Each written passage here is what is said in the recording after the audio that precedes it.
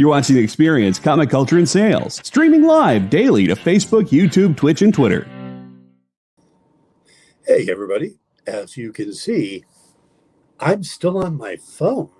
I know it doesn't look that different than when I do the other show, which is the camera's right there. So actually, this may be better. I don't know. But I don't have access to the side, and I don't have the ability to look things up. So I'll count on JD for that. But hopefully after the show, I will actually replace the CPU cooling unit in my PC. And by tomorrow, I should be back up and running. So today, we are going to talk about the latest episode of Rings of Power. I have not been able to keep up on the latest news, so I don't know if anything big happened, but I did a quick scan of Deadline, didn't see anything. So we'll talk about Lord of the Rings and anything else that comes to mind to fill the hour. If JD will occasionally put your comments up here for me to see, because like I said, I don't get to see the comment thing. But hello to anybody who's here, and good to see you. And let's see what the hell happens. Stay tuned for the Dan Wickline Show.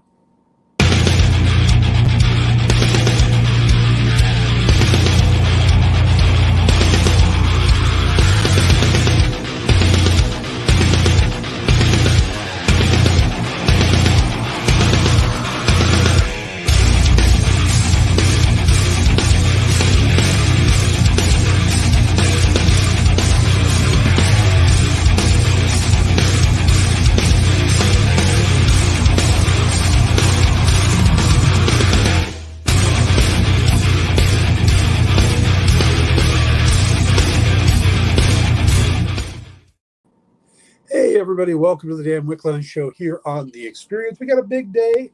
Let's see. Jeff says, oh, I'm old. I can't see shit. Greetings to the chat. Howdy, Dan. Hello, Jeff. Good to see you.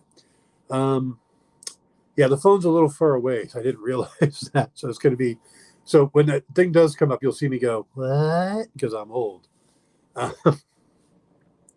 So, today, like I said, I'm working from the phone. We'll do our best to make this work. Hopefully, you guys will be good with it. We're going to talk about the One Ring. Last night, Kyle and I did the in-stores this way, and it went all right. But I had a message that I sent out to everybody, and I kind of want to repeat it because I need to let some filmmakers out there know something. Filmmakers, television makers, comic book writers, and it's all about this current trend. Hey, Ed, of setting everything in the 80s. And how it seems to be this very popular thing. And the 80s look awesome on TV. Like they were a lot of fun and vibrant and all these great things. And I was born in 1970. I was 10 years old in 1980. I went from 10 to 20 through the 80s. And I got to tell you, hey, cool. The 80s weren't cool. The 80s sucked. The tie-dye or the bright day glow colors were annoying. The mall, annoying. Let's see. Oh, this one I'm gonna have to squint for.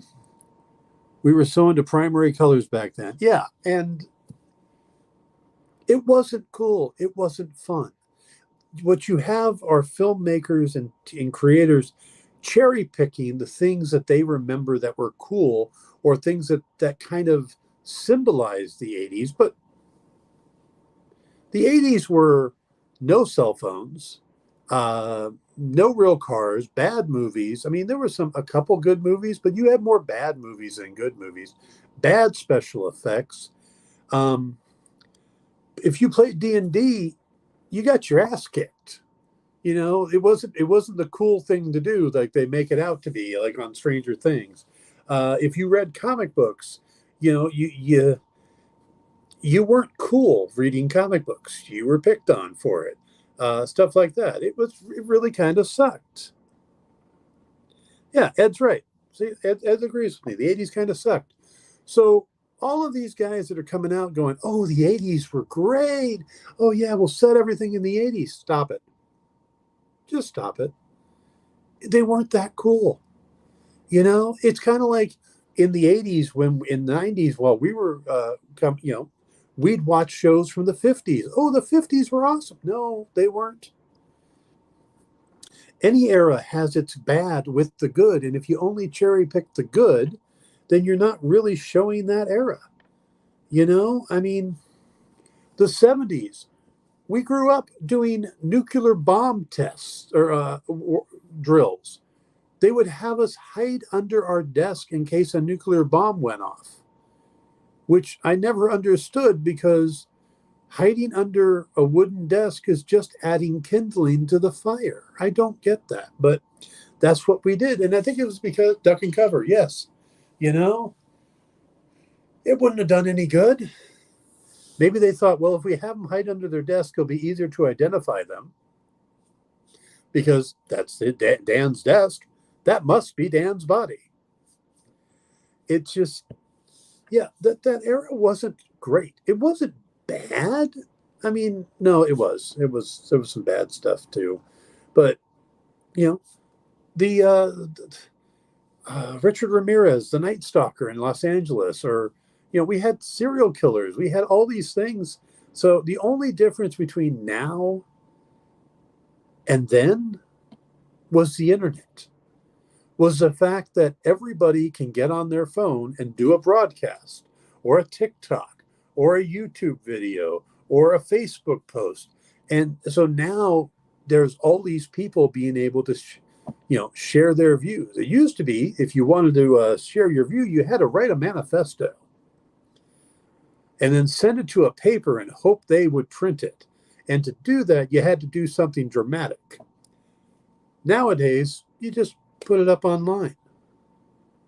And then someone's going to go, oh, I agree with him wholeheartedly. Let me repost that, So, yeah, I'm ranting and I'm kind of going all over the place. But I'm just so tired of seeing the 80s pop up in all these things, because, yeah, it was 40 years ago, but it wasn't all that spectacular.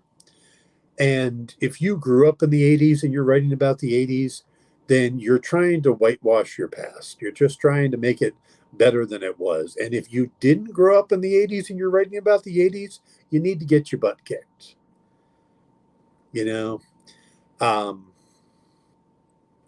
I do a lot of painstaking research when I write the Lucius Fogg books, because they're set in the 1950s. And I didn't grow up in the 50s. I don't know about the 50s. So I talked to people who did, and I did my research.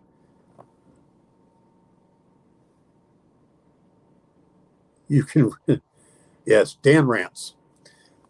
That's what we need to do, just Dan rants. Greetings from LA and going. Oh, hey, Mark. How you doing? So, yeah, so I research the hell out of things when I do that. But I also research the hell out of things that I do nowadays. Whenever I write a Lucius Fogg book, the first thing, it's like anytime I bring up something like, when was flashlight invented? When was this invented? When was that invented?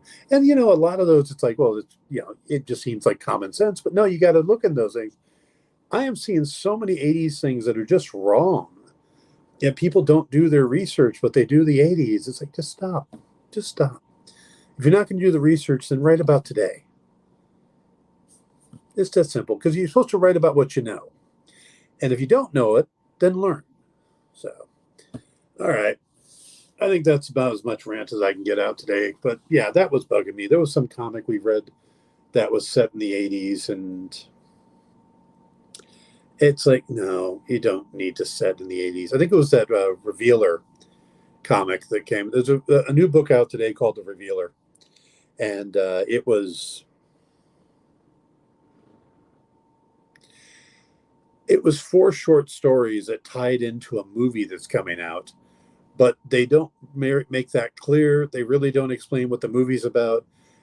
And the stories are more like little snippets out of somebody's life that don't really, there's no purpose for them. So it was a very strange comic, and it had a lot of 80s references in it and 80s stuff. And it's like, nope, thanks. I'm going to keep going. But all right. Though, speaking of 70s, going back to the 70s, I talked a little bit about this yesterday, but I am really jazzed for the upcoming Werewolf by Night special. Because first, I love the idea that Marvel is like, look, we're just going to do an hour special about something, or 40-minute special, or 50-minute special. We're just going to do a one-shot. And we're going to do a 1970s style special thing, or 1980s style special thing. And we're going to do a Grindhouse / Universal Monster movie for Halloween. And then the Guardians of the Galaxy Christmas special is going to be the another special. And I'm wondering if that's going to have kind of a... I can't say they're going to do this, but I have it seems like maybe they'll do like the Star Wars Christmas special vibe to it. So it'll have that era and feel to it. I don't have any evidence of that, but it kind of seems like what they might do.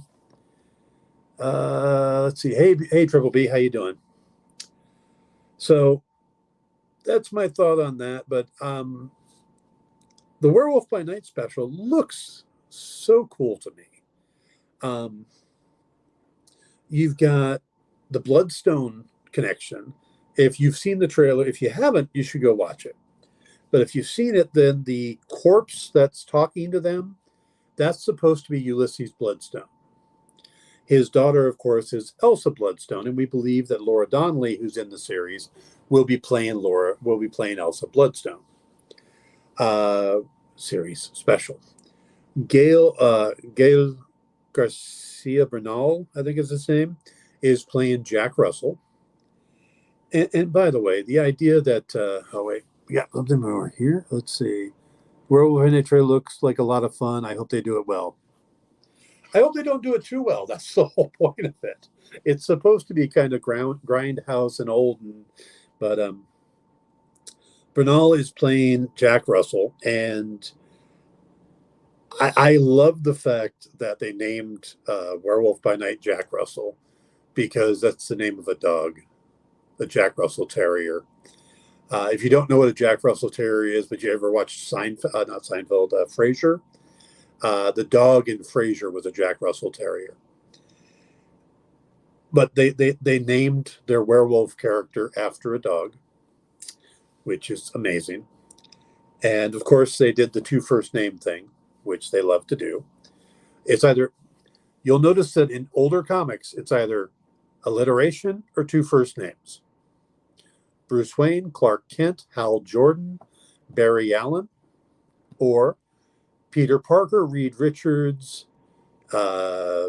Just down the line, you can go through and just name, there's a bunch of people with 2 names. So, or you got Steve Rogers, 2 first names. Well, Jack Russell, but we also get the Man-Thing. And I love that they put the Man-Thing in it. Now, there is a Man-Thing movie out there. If you guys didn't see it, it was a sci-fi movie that came out right around the time that they were doing the start of the MCU. And it was supposed to be, oh, this is part of it. And it's like, no one talks about it anymore. It was just a sci-fi movie. But they treated the Man-Thing correctly in it. The Man-Thing and the Swamp Thing were created around the same time. And I believe they were created by 2 guys who were friends. Len Wein is known for creating Swamp Thing. I don't remember off the top of my head who created Man-Thing. JD may be able to tell us in a second. But they were created around the same time. They're very similar in design and powers.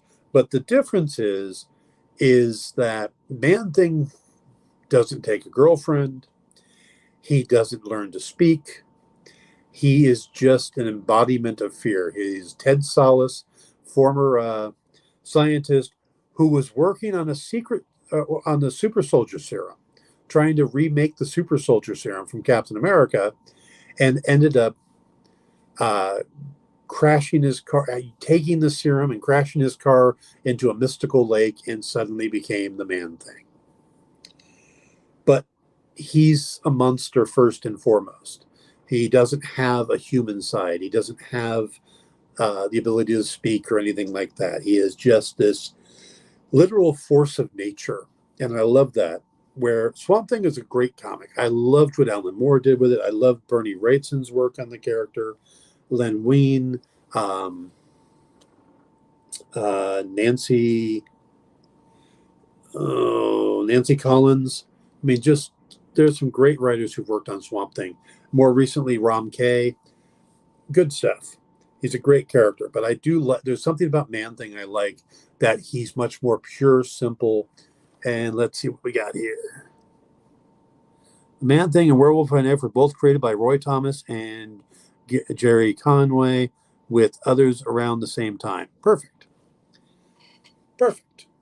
And of course, in the pages of Werewolf by Night was the debut of Moon Knight. So those three characters all kind of tie together. But if you've noticed in the trailer, there also appears to be these guys in military-like uniforms that seem very familiar, and they look a lot like the TVA. Now, if they are the Time Variance Authority, we really got some weird stuff going on. Because how do they tie in to this horror-like thing? You know, how is that going to all fit together? The Comic Code Authority relaxed rules on depiction of mystical and supernatural, thus the glut of supernatural characters at the time. That makes a lot of sense. It does. Mark says, how do you think DC and Marvel determine which characters are worthy of screen time? How would Man-Thing get to this point? With Marvel's kind of interesting, because Kevin Feige is the driving force behind Marvel with everything they do. And he has an overall story that he's telling and ties everything together. And there are certain characters that he loves and always wanted to bring in. Shang-Chi was one of them. He loves Iron Fist. He didn't like the Marvel television take on it. But don't be surprised if we end up with Iron Fist back in the MCU soon.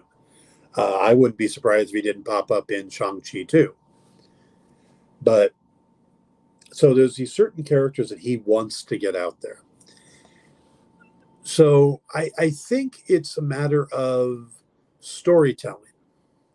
You know, well, we've explored this area, we've explored that area. Maybe what spurred it a little more was the fact that Mahershala Ali went in and said, I want to play Blade. And they went, then we really should do a Blade movie, because we've got Mahershala Ali wanting to play it. And that might have spurred them to do more supernatural, to play more in that realm. But they've been growing each direction. You know, they do cosmic, then they do the mystical, and then supernatural, and then superheroic, and then technology. So it doesn't surprise me when they come to a character like this, because I think Kevin Feige is laying out the overall picture, and he has a love of both Marvel comics and their characters and of storytelling. So he's going through and picking these as he goes along. Now, DC, on the other hand, I don't really know how they're working it, because they really don't have that singular voice. It's more, I think it's more creator driven, in the sense that somebody comes along and says, oh, well, we're going to, Christopher Nolan does the Batman movies. They're like, well, we want more. Who do you think? And they got Christopher Nolan. Christopher Nolan kind of put together the whole Snyder thing. You know, he was the executive producer on Snyder's movies.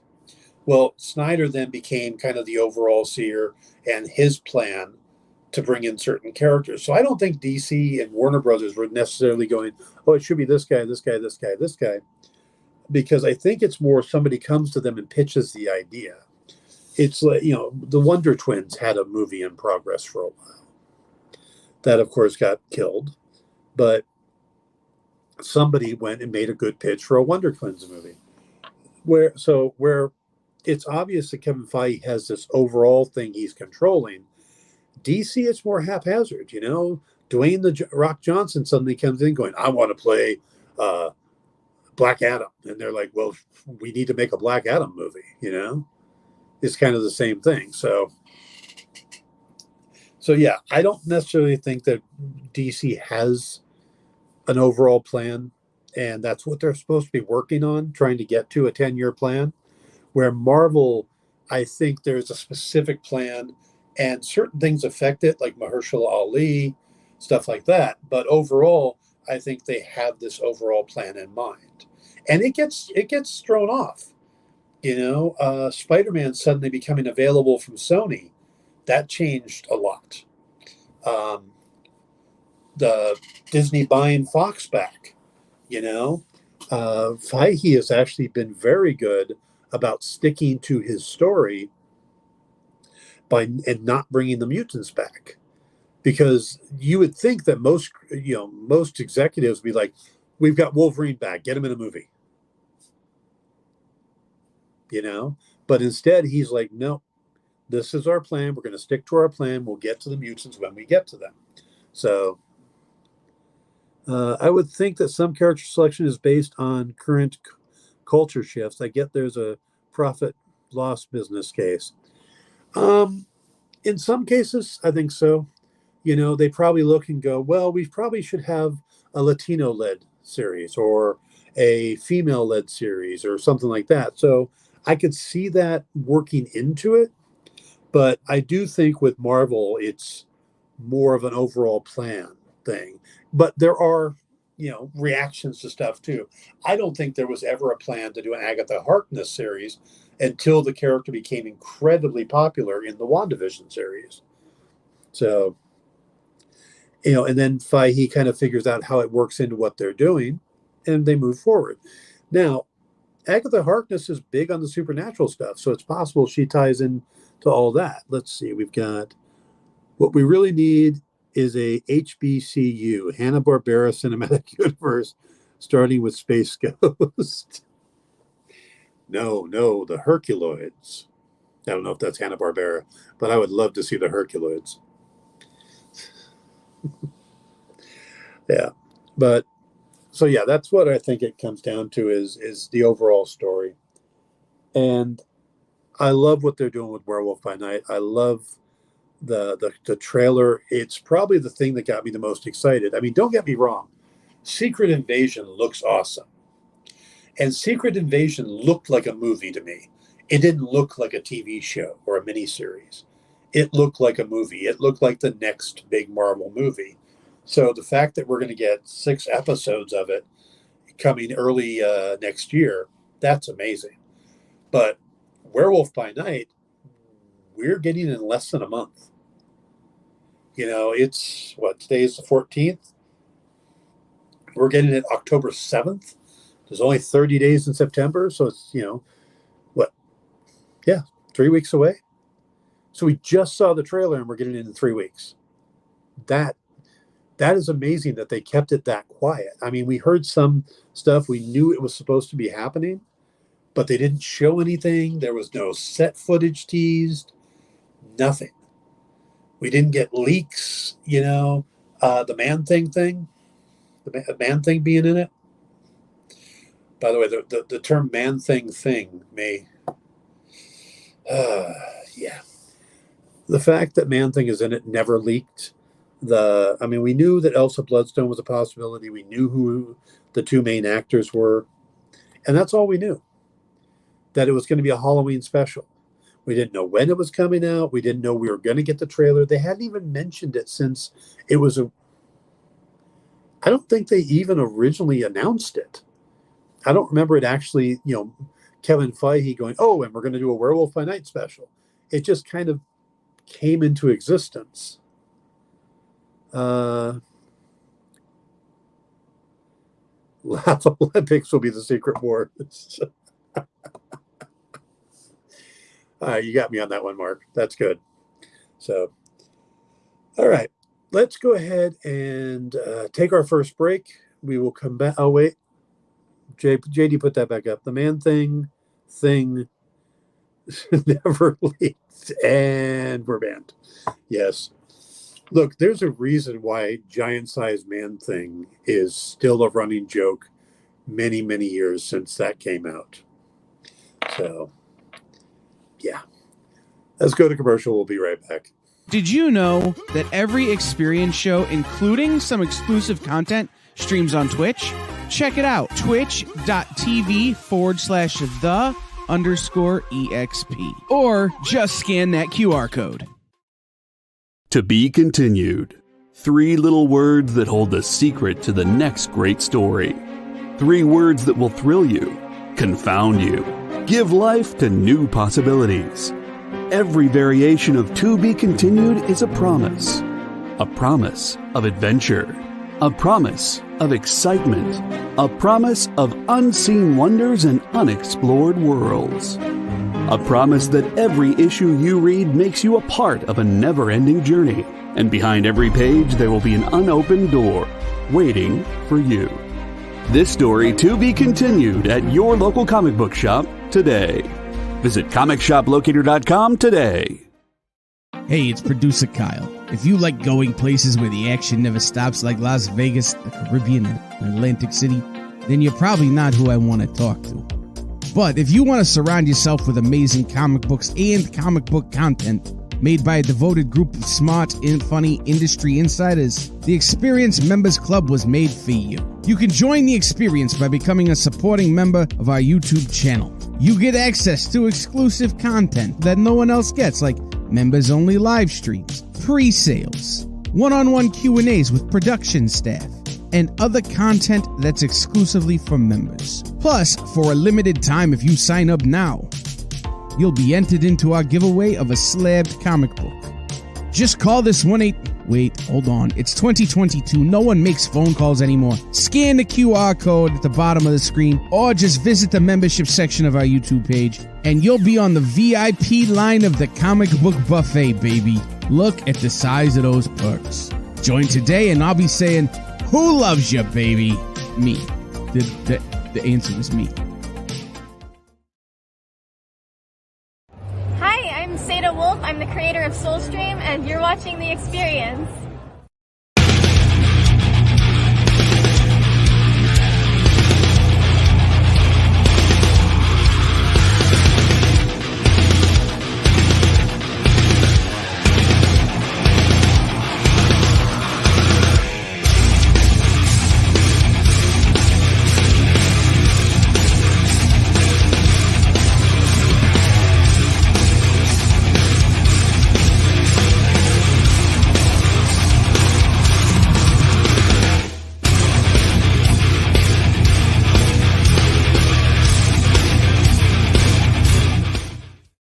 Hey everybody, welcome back to the Dan Wickline Show here on The Experience.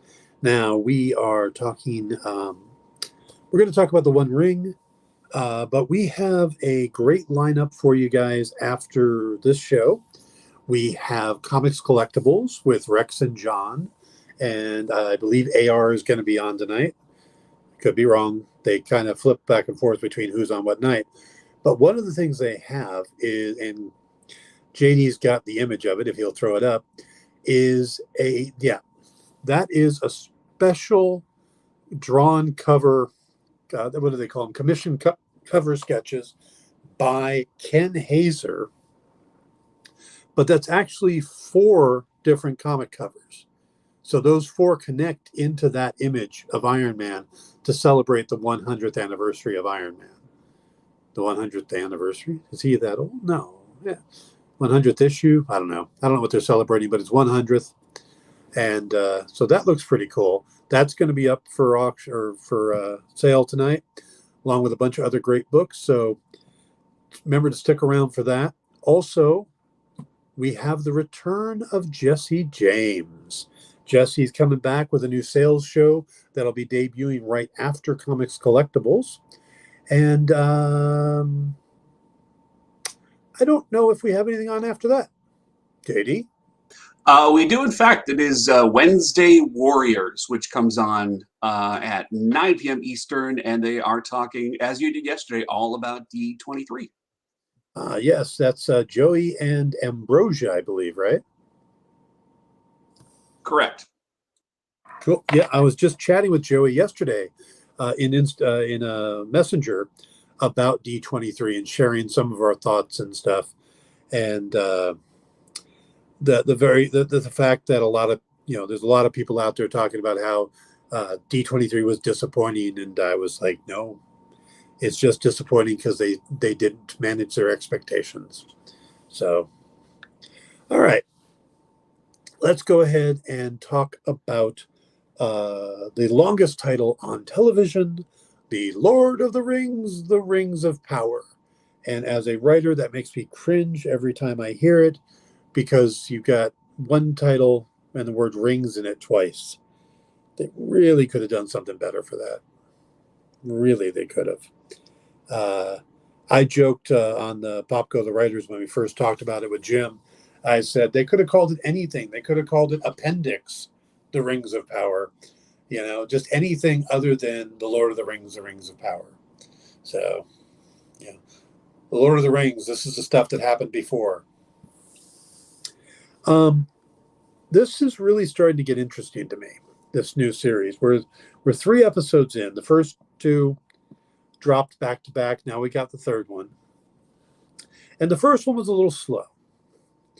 It's a good thing they put them back to back, because the first one, it was like, okay, yep, it's all set up. Yep, these are these people, those are those people. Yeah, it's like I'm getting out a whiteboard going, okay, elves, Elrond, Celebrimbor. Okay, let's see. We got Lord of the Rings of Power. The Lord of the Rings of Power. That'll work. I work at home and watch rather than listen to music or other noises while I work. Huh. That's cool. So it was a little slow. The second episode, though, it was nice because they kind of went, okay, yes, we gave you a bunch of stuff, but now we're going to narrow it down a little bit. These are the only ones you need to worry about. You have Elrond with Celebrimbor trying to build the furnaces to make something spectacular, and he's got to go to Durin and the dwarves for help. That's one story. We're over here. The Galadriel. Galadriel came back from the war. She's looking for Sauron. They're sending her back to Valinor. She decides to hop off the boat. She ends up with Halbrand, and they end up in Numenor. That's where we find Numenor, this thing. That's storyline number 2. Okay, so we got 2 stories to follow. We have the stranger that crashes in a meteor. Big flaming guy. He's huge. He's hanging out with a bunch of pre-hobbits called Harfoots. That's Nori and the stranger. There's others, but you don't really need to know their names. There's one named Perry. There's Nori and Perry. So pretty straightforward. We got that. Nori, Perry, stranger. We're good there. And then we've got the elf who was in love with the human, who was being recalled, and then found all the orcs underneath the one city. That's Arondir, that's Bronwyn, and that's her son Theo. Okay, that's story number 4. Now we just got 4 stories to follow. We don't need to worry about the king anymore. We don't need to worry about all the individual people in the city. We can narrow it down. So this episode comes along, and we, like I said, Galadriel and Halberd end up in Numenor. And we've heard of Numenor. They've talked about Numenor, this city where humans kind of split. There was 2 groups of humans. There were the humans from the Southlands who worked with Morgoth. That's it. Who worked with Morgoth to try to take over the planet. And then there was the humans that worked with the elves. Now, the humans that worked with the elves were gifted this island of Numenor, and they built this amazing city But we hear about that in the Lord of the Rings books and how it was destroyed by the sea. The sea returned and took it back. And well, we get to see that city now. We get to see that there's been a falling out between them and the elves, and we don't really know why. And we also get to meet Isildur. And I kept going, wait a minute, Isildur, that name sounds familiar. Are they just reusing names? You know, we got a brand new King Charles III. Well, there was already a King Charles II and King Charles I, you know. Is it that type of thing? Well, no. It turns out that while we're in Numenor, we meet his father, who his name escapes me right now, and then Isildur. And Isildur is a huge character in Lord of the Rings. Now, he's not part of the trilogy we watch, but we do see him because he's the guy that chops Sauron's finger off. He picks up the One Ring, and Elrond goes, cast it into the fire. And he's like, no, I don't think so. And he takes it. That's Isildur. Well, we just met him, a young version of him, and his father, who was the one who was originally fighting Sauron and the armies, the one who was leading it. And it was his sword that breaks, that Isildur picks up and cuts off the finger. And it's his sword that's broken in pieces, and Aragorn wants to recast. So it's like, oh, okay. Now this is starting to kind of connect in my head. I'm starting to see where this fits into the overall story, because I'm not the guy that's read all the books. I tried. I couldn't get past the songs in Tom Bombadil. They're a bit crazy. Oh, we got a long one here. Hang on, let me adjust my glasses. Let's see. I have a theory. I am horrible with names, but the human with Galadriel, Halbrand, I think he's Sauron. He was a gift giver, stole her blade back, a deceiver, won't say where he's from, and when he was backed up into a corner, exploded like a beast killing people. I just have a hunch she's going to take him, Sauron, to Middle-earth with her. All right. There is this overall feeling or theme that somebody in the show is secretly Sauron. And we're trying to figure out who it is. That's part of the season. Now, Halbrand is a great candidate. He's almost too good of a candidate. That's the thing. They do a lot to try to make you think that Halbrand is Sauron, because he doesn't tell you where he's from. And then when you do find out, he seems to be tied into the kingdom of Southland, which all, like I said, worked for Morgoth, who was, Sauron worked for Morgoth. They also show him very interested in working the forges and building stuff, crafting stuff. And that's when he's trying, we see him trying to get his symbol that he can do those kind of things. So he's very interested in getting to the forges. And we know Sauron ends up tricking Celebrimbor into making the rings, but the forges and stuff. So Halbrand is an excellent candidate for Sauron. He's almost too good. It almost feels like they're putting him out there so that we get distracted. If he ends up back with Celebrimbor, then you're 100%. I got you. But at the moment, I'm holding a reserve, because they're also trying to, make hints at other people too. There's in one of the other storylines, we see a fallen elf who is the one who makes the orcs. They call him Father, which is Adir, I think is his name.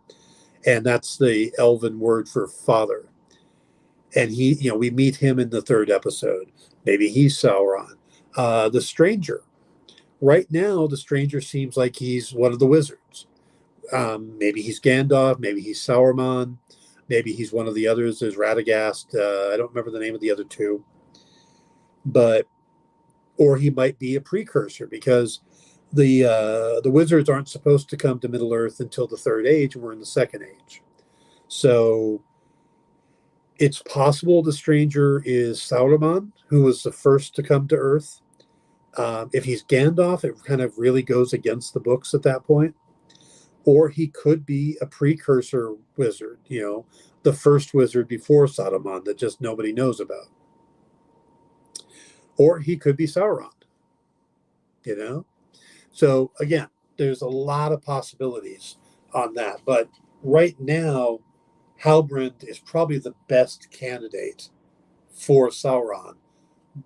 But like I said, he does seem a little too obvious. So I see where you're going there, Ed. And again, it's either dead on or they're making it seem dead on so that we're not looking somewhere else.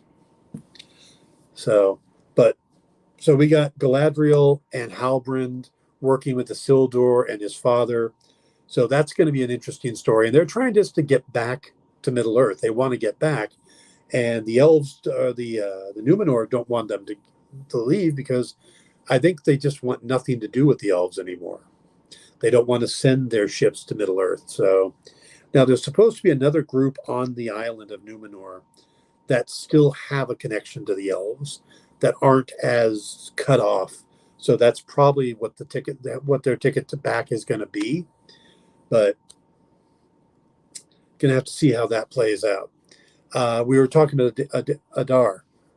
Adar, and we had Arondir, the elf, along with a couple other elves from the Watchtower, were captured by the orcs. So he wasn't the only one, and they're trying to get away. And we learn that it's an elf that is actually creating the orcs. And the orcs are supposed to be, according to Saruman, they're supposed to be fallen elves or contaminated elves or corrupted elves. So maybe that's what's going on there.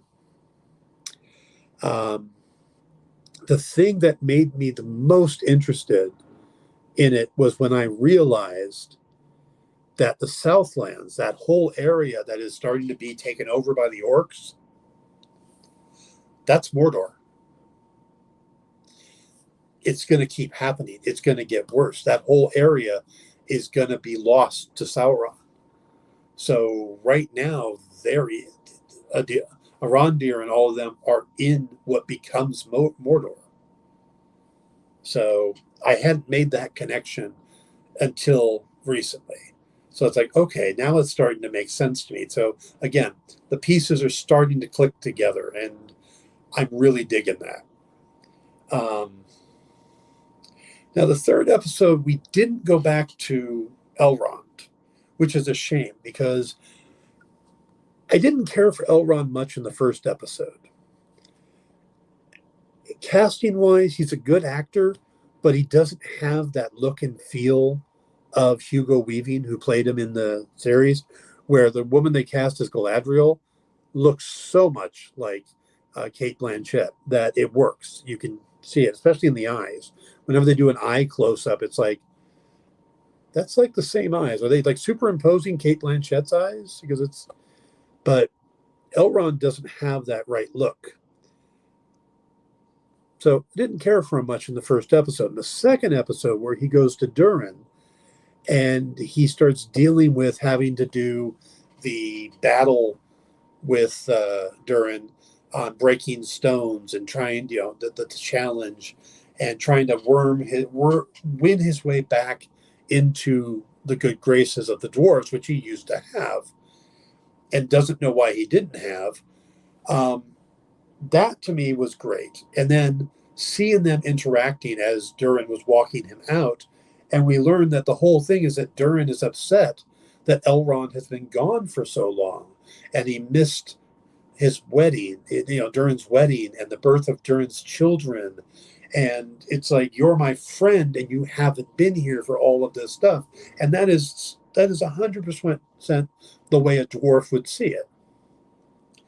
But then they start bickering back and forth, and finally the wife kind of brings them back around. But it had that same banter feeling that you get between Legolas and Gimli, and how good of friends they become. but it's that elf-dwarf connection, and it seems like it's kind of a universal feeling between elves and dwarves that kind of picking on each other and poking at each other and then eventually becoming friends. So it was neat seeing that, but we didn't get any of that in the third episode. And like I said, I was bummed about that because I really want to see more of that pairing and more about what they're doing. We know because Durin lives in Khazad-dûm, we know what happens there. We know they dig too deep because they're digging up Mithril, and they dig too deep and they awaken a Balrog. We don't know when that's going to happen. So every time we go to a scene in Khazad-dûm, knowing that they are actively mining, it's like a ticking clock. Is it now? Is it now? No, now. Oh, now. Oh, when is the Balrog going to come out? Because I've heard we're supposed to get a Balrog in the series. Now, is he a different Balrog? Is he from somewhere else? Or is this the one that, destroys Khazad-dûm? So I'm really fascinated by that. And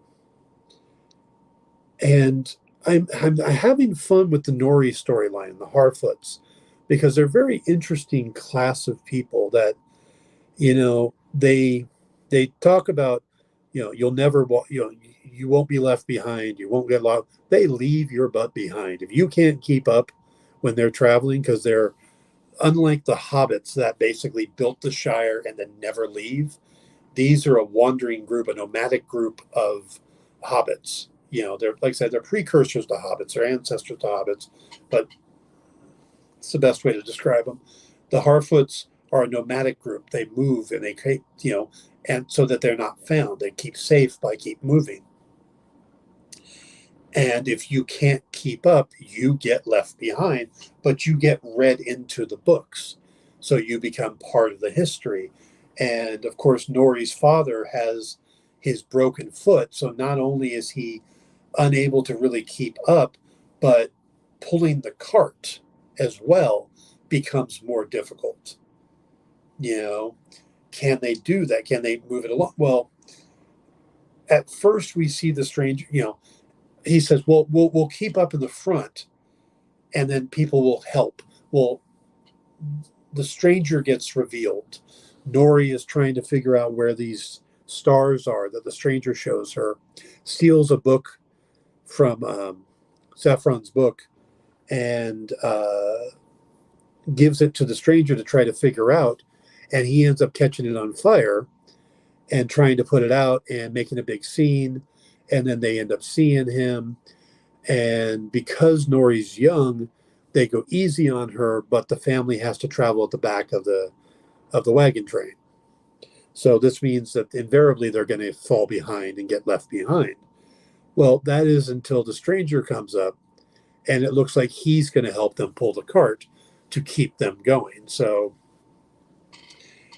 again, there's a couple players that they're trying to make it seem like, well, maybe they're Sauron. Maybe this is the one. And there's no guarantee we've met Sauron yet. We probably have, but there's no guarantee of it yet. And they don't tell you who. I mean, Sauron has some other names in the books, but none of them have come up in the series yet. So it's not like, oh, hey, that's him. That's Sauron's other name. No, we haven't had that yet. So it'll be interesting to see where that ends up, but this was a good episode. Again, we've got the Harfoots on the move. We got Galadriel finding her evidence that Sauron's still around and realizes that symbol that he's been using is actually the Southlands. It's going to be Mordor. So, and that this has been the big plan of Sauron's. So she's got her evidence now. She needs to get back. She also realizes that Halbrand is the missing king of the Southlands, is the missing king of the area that becomes Mordor. So, again, he's an excellent candidate to be Sauron. And it wouldn't surprise me if that is where they're going. But like I said, it's a little too flashing neon light. This is where we're going for me at this point. It's almost too good. So, but with him being one of the kings, he might end up being one of the ring wraiths, or even the head ring wraith, because they never really get into those characters. We just know that they were the king of men who got the rings. So it would be likely that he would get one of the rings at that point.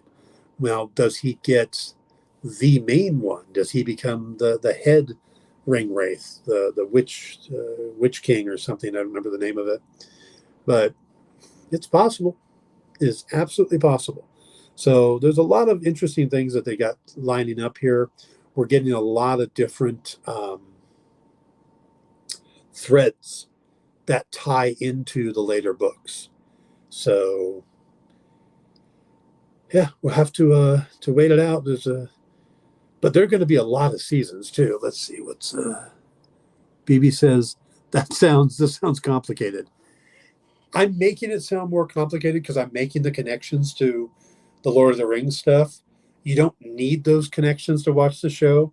So I'm making those connections for the people that want to connect this to the Lord of the Rings series. But don't let that discourage you. If you haven't watched it yet, this is a beautifully done series. It's well acted. There's a lot of great stuff in it so far. I'm really impressed by the first 3 episodes. So if you're curious about it, definitely give it a shot. It's worth watching. But yeah, the connections are there. So if you do want to make the connections to Lord of the Rings, but you don't have to. Like I said, those things are they'll probably become clearer through the story as well. So it's kind of like watching the Marvel Universe. If you're a comic fan and you see somebody pop up, like, they announced that Sabra is going to be joining Captain America New World Order. Well, you start thinking, well, she first appeared in the Hulk movie, and she was part of Mossad, because she's Israeli and she actually worked for Mossad. She was part of the Contest of the Champions in the 80s. These are you start putting those histories. But if you don't know those things, they're not required to watch the new Captain America New World Order. They're going to give you everything you need to know about her in the movie. So it's kind of the same way with Lord of the Rings. But so many people have read these books and are Tolkien aficionados and stuff that it's hard not to start connecting those dots. So just my thoughts on that. Hey, JD, should we do one more commercial break or just run it out? Yeah, it's up to you. Let's just run it out. So, you guys have any questions about Lord of the Rings as it is, or the Rings of Power as it is now?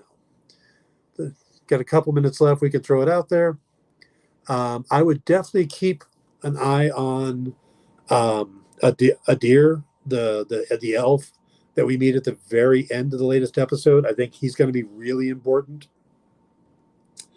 The stranger is going to be important, and Halbrand, I think, is going to be important. But all the other characters, we let's see. Oh, thank you, Marcus. Marcus says, I dig the show. BB says, watching episode 3 right now. Oh, cool. Okay. Hopefully I didn't spoil anything for you too much, but there's some good action in there. I think you'll like it. So, yeah. What else we got? We got the dark-skinned elf. What do you think the orcs are going to do? I don't think we're going to lose him anytime soon. I think Arondir is going to be an important character to the series. So I think he will talk to Adir and probably will get more backstory with them. And then I think he'll escape eventually. I think he'll be the one that gets the word back to the elves about what's going on in Southland and will help back Galadriel's stuff. So I think he's destined to get out of there. Also, did you guys know that Arondir, the actor who's playing Arondir, was in The Mandalorian? In the episode in season 1 where they do the prison break, he was the Twi'lek in prison that they broke out. Triple B. No, you helped me understand. Well, I'm glad. I'm really glad because it's complicated to me too. So it's, I'm trying to break these things down too. Mark says, I think he's going to be used to develop other orcs. Oh, that would be interesting. Yeah, that's not a bad idea. That's why they're using the elves for orcs, right? Am I off on that? I think the orcs are corrupted elves, if I remember correctly. So it is possible he could become an orc, but I don't think that's going to be his destiny. I think he'll end up escaping. But you could be right. That's just me speculating at this point. So you could be absolutely right on that. So, but yeah, I'm fascinated. I can't wait for the next episode. I mean, tonight we get She-Hulk. Then tomorrow night, well, I say tonight. Tomorrow morning we get She-Hulk. Then Friday morning we'll get Rings of Power. So that's going to be cool. I got to catch up on the House of the Dragon. I watched the first episode. I was like, oh, this is going to be cool. Didn't get around to watching season 2 or episode 2. And of course, Ring of Power came out. And it's like, well, I'll catch up on that in a minute. And I just haven't been back to it. So now I've got 3 episodes to watch. So I got to catch up on that. But I will do that because that also was kind of interesting. And Matt Smith is actually carrying that show from what I've seen so far. So, all right, guys, we are going to end it there. Wait, one more comment. Andor next week. Oh, yeah, that's going to be great. I am looking forward to Andor. I love the tone that we're seeing in the trailers. That spy thing. And Stellan Skarsgård, Diego Luna. I think it's going to be great. I'm looking forward to that a lot. I finally watched Morbius. I love Matt Smith too much not to watch. He is killing in Game of Thrones. Yeah. I watched Morbius and it was all right. I didn't hate it. I didn't love it. It was like, okay, it goes in with the Venom movies. They're kind of fun to watch and they exist and I don't hate them. So, all right, guys, we're going to wrap it up there. Tomorrow, like I said, I hope my PC is back up and running so I will have my full control of everything again. But we'll be working on that as soon as I get off the show here. Tomorrow, I am going to do an episode about the James Bond franchise, what I would do. I have an idea for a movie and how to expand the franchise. So if you follow me on Facebook, you might have seen a hint of it. I posted something last week, but I'm going to expand on that. We're going to talk about Bond, where they could go, who they should cast, everything. So tomorrow is all about James Bond. My Rings of Power. Nice. So, all right, guys, take care. Have a good night. Stick around for Comics Collectibles, Jesse James, and Wednesday Warriors. Have a great night.